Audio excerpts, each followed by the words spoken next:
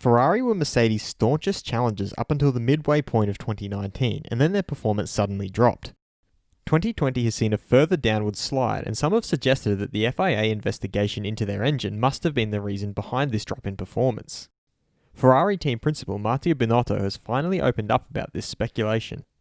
I'm your host Dylan Shelley, and first up on Formula World, Ferrari admits loss of performance came after FIA Clampdown. Mattia Binotto began by explaining how the regulations are quite complicated. I think that the regulations are very difficult and complex.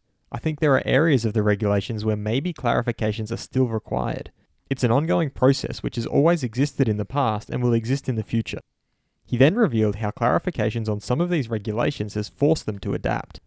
Since last year, a lot of technical directives have been released, eventually clarifying some of the areas of the regulations. I think that through these technical directives, we had to adapt ourselves. He then confirmed that it is this need for adapting to the technical directives from the FIA that has led to a loss in their performance. I don't think it was only the case of Ferrari. I think looking at the power output of this season, I think most of the other manufacturers had to adapt themselves. Certainly as Ferrari, we had to adapt, and as a simple output of that, we lost some of the performance we had.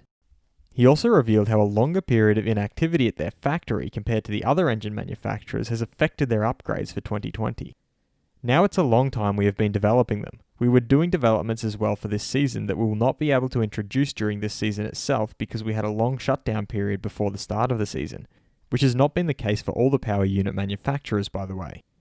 He concluded by looking at the future and discussed how there are still some areas of the regulations that need to be clarified. Obviously, we will still develop, and we try to develop as much as we can by the start of next season, and that's one point. On the other side, as I said, I think there are still areas of the regulations that need to be clarified, and hopefully that may be done in order that in the future at least, there is sufficient clarity on the regulations to make sure that we all got the same understanding. Fast feed!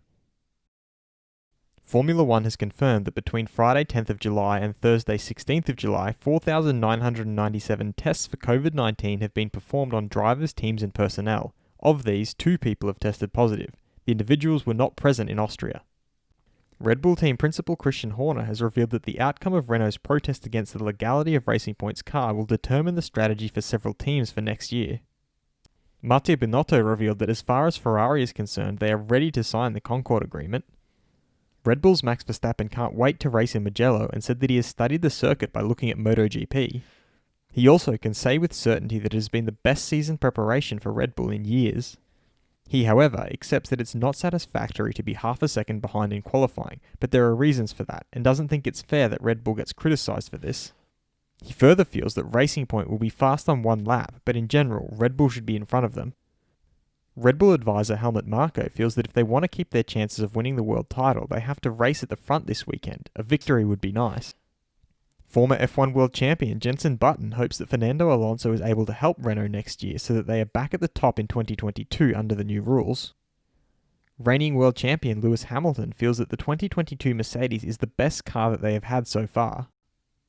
And Ferrari Sebastian Vettel has revealed that the collision with teammate Charles Leclerc is behind them and feels that they now have a chance to do better in Hungary. Do Red Bull still have a realistic chance at the title this year? Head over to my community page to vote in the poll and let me know what you think in the comments. And if you liked this video, feel free to subscribe and check out my others for all the latest in the world of Formula 1.